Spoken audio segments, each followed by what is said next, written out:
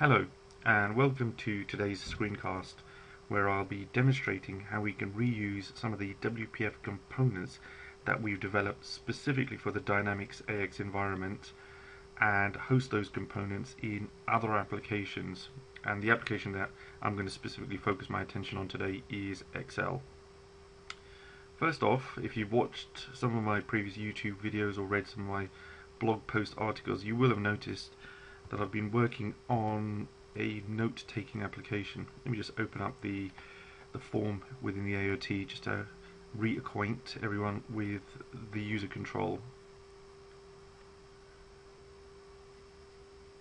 Okay, so this is the user control. I'm just going to navigate to a record that's got some data. Okay, and we can see a few multilingual notes have been added and attached to this specific record within the tax table. So that's what the user control looks like. Let's switch across to Visual Studio. Our user control class library is housed here, and within the same solution I've created a new project, and the project type is an Excel workbook application, and by default an Excel workbook application installs with 3 default sheets. I'm just going to double click on one of them. Just a second here, I've got a previous run that I need to end. Okay, I'll double click on one of the sheets. Okay, and we get a standard Excel workbook open.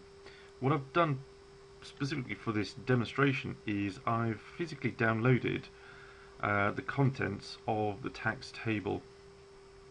And if we open up the tax table using the table browser, the information that I'm most interested in are the rec IDs. This is the information that the user control will use to establish context. Okay, switching back to the Excel application. The next thing that we need to do is to add our user control. Now I've already got one here set up.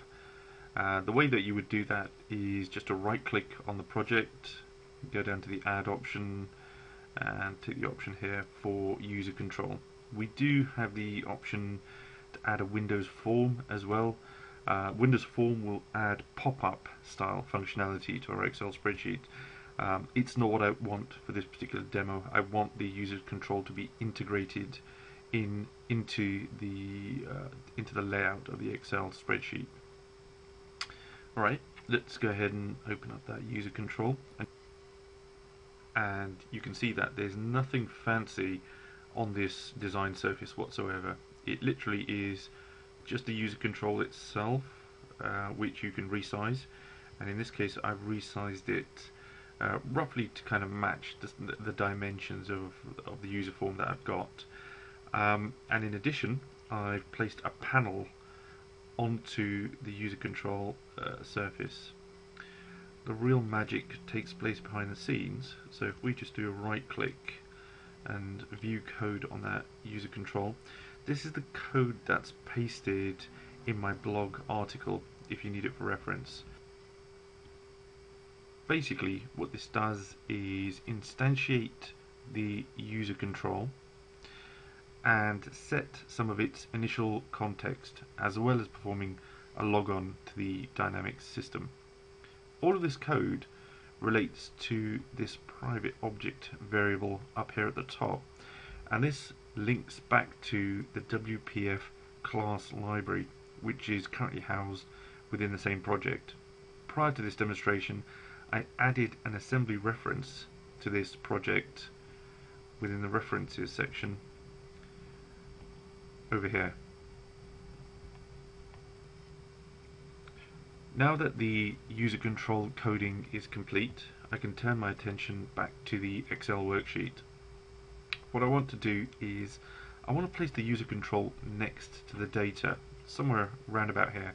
So I need to allocate a range large enough whereby we're going to be able to allocate enough space for the user control. And the data itself currently is hard-coded, but ultimately I want to get it to the point where we use the Dynamics Data Connector functionality available within the Dynamics AX ribbon bar up here at the top to push the data from the text table directly into this section, and for us to be able to click on any specific row and for our user control to update accordingly. Right, let's go and have a quick look at the code behind Sheet 1. Now the first thing that happens when Sheet 1 starts is this routine here executes, and this gives us the opportunity to attach a number of event handlers, specifically the startup, the shutdown and the selection change events I'm interested in for this particular demo. I'll talk you through each one of these in turn. The startup event allocates a range, and this is the range that I was just talking about. We need to kind of allocate sufficient space on our worksheet in order to be able to accommodate the user control.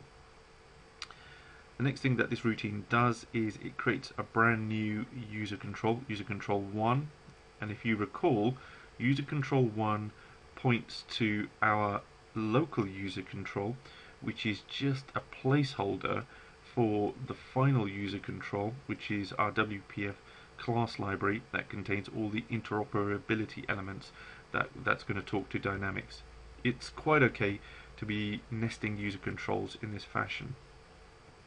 We have a shutdown event, and all the shutdown event does is, with our custom control, our user control 1, it performs a dispose operation, and the dispose basically releases all of the graphics, memory and communication channel resources. And finally, we have probably the most significant routine, the selection change routine. Whenever a new cell is navigated to on the Excel worksheet, what we do is we check to see if the column of the newly selected cell is column number 1. Column number 1, if you remember, is going to contain our rec IDs. If it is column 1, then what we do is we locate our user control and we set the rec ID of our user control to be the value in the cell that's just been selected. Then we execute a background worker process routine, a standard Wpf routine that refreshes the control. Now the reason why we need to operate a background as opposed to a direct invocation of the refresh is that we do not want the Excel functionality to be hindered by any communication delays with Dynamics. Okay, we should now be in a position to run our application. I'm going to hit the play button here, and this will open our Excel workbook application within Excel 2010. Okay, I'll just get rid of this message. The version of Excel that I've currently got within this VM has expired. As you can see, our user control is now presenting within the worksheet. Here's the data that we hard coded into the worksheet, and next to it, in that range, for starting at E3, we have our Wpf control now presenting itself, and you can see it's fully integrated into the layout. As I pan horizontally, we can see that the user control adjusts accordingly, and similarly vertically as well. As I move the cell around in the worksheet and approach the first rec ID, notice what happens to the user control. I'll use the cursor just to navigate through the rec IDs. As you can see, as the rec IDs are changing, and it's fairly rapid, the user control is adjusting and updating accordingly. As I move the active cell to other locations other than column 1, nothing actually happens, because if you remember, the code that we looked at for the selection change event is conditioned purely on the cursor being in column 1. Now this is the same functionality that's available within the Dynamics client. So if we switch over to Dynamics,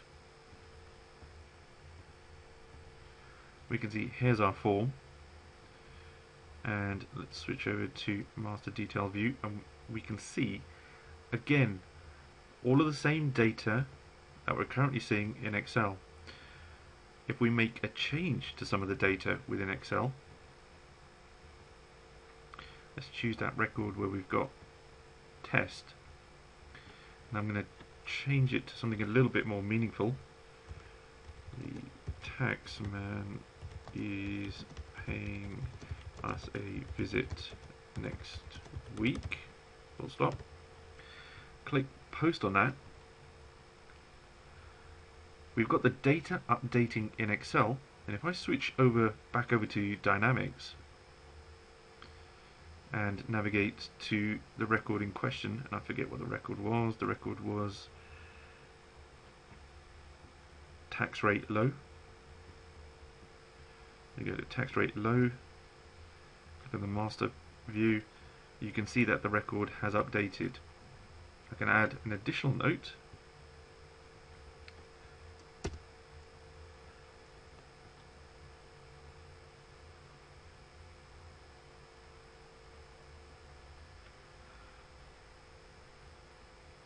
He will be visiting in the morning at the London office.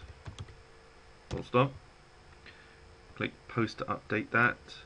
Again, switch back over to Excel.